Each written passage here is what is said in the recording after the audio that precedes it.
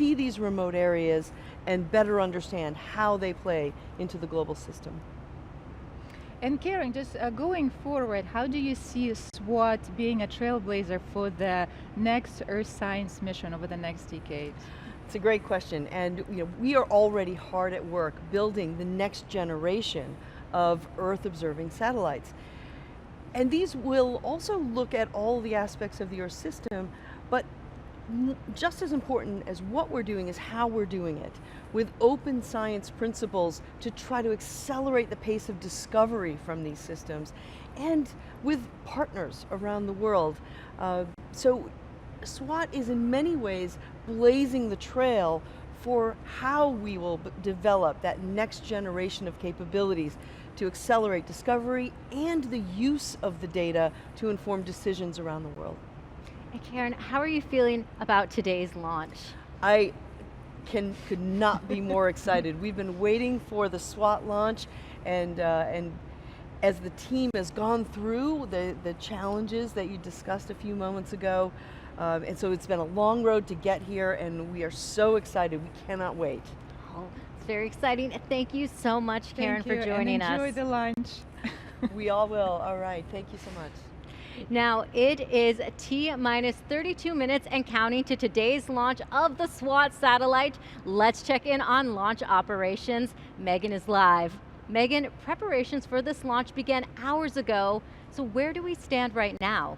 Yeah, so Falcon 9 fueling is underway. SpaceX's launch director gave the go for propellant loading about a couple of minutes ago. So now liquid oxygen and RP1, or rocket grade kerosene, both are going in to the rocket's first stage. Right, correctly. And it's underway, and everything is going smooth so far. No issues to report. Perfect. So if we take a live look at the pad here, a beautiful shot of the payload fairing there with SWAT tucked safely inside. Denton, we talked about why SpaceX starts fueling so close to launch. Why when other launch providers start hours earlier? Yeah, and one of the main reasons, they're using densified propellants. So they're very, very cold. That way it allows them to fit more fuel and oxidizer into a tank without having to increase the size of the tank. And the reason why it's so close to launch is that you don't want those densified propellants to heat up any, and that will cause a lot of cause you to kind of bleed off some of your oxidizer, etc. So, and that's why they do it so close to launch. It doesn't give that fuel and those propellants much time to heat up. And as we look at this live picture here, you can see that telltale sign of soot on the booster there. That means it's flown to space before. Yes, this thing has flown 5 times before this, and it's a combination of Space Force missions as well as some commercial missions. So we do have some familiarity with this booster, and the soot is just a little seasoning on the booster. Some seasoning. I love how you say that. Okay, well, perfect. So far, so good. A really quiet count. We're hearing the call-outs we're expecting. Nothing out of the ordinary. So, again, so far, so good. So we'll send it back to you guys, Raquel and Nadia. Thanks for the update.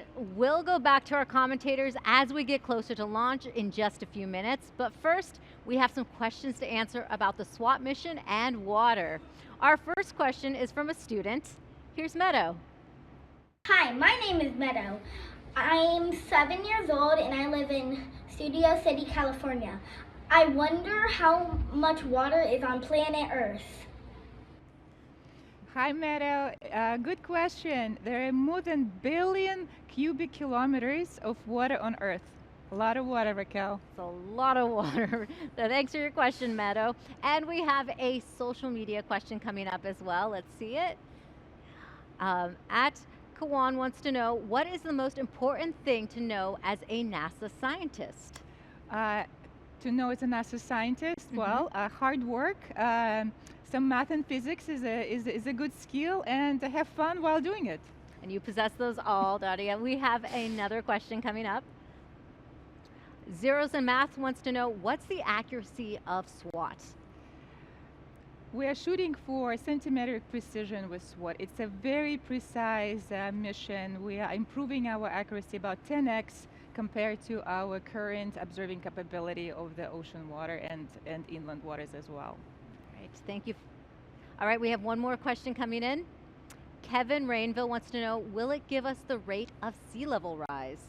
We will definitely observe the rising oceans and rising sea, particularly close to the coast. And as we collect more and more data, we can estimate the rate, which is, the change over a certain period. This is what the rate is. Yes, excellent question. Yes, it was. Now, remember, you can send your questions online by using the hashtag #TrackingWorldWater. Now, you are looking live to the launch pad right now. We are T-minus 28 minutes to liftoff. SWOT data will help researchers better understand the ocean's role in climate change. Let's go to Jasmine live at the Hawk's Nest to learn more about the mission's science.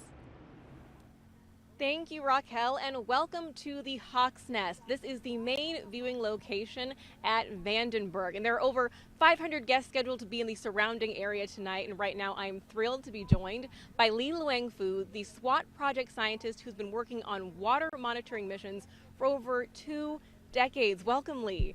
Thank you very much, Jasmine. Of course. It's a pleasure to be here. We're so glad to have you. It is very special. Can you tell me what are the main science goals of SWOT? Yeah, the main science goals are to better understand the ocean's role in climate change and how in a warming climate is affecting the Earth's rivers, lakes, and the reservoirs. So more than 90% of the heat since the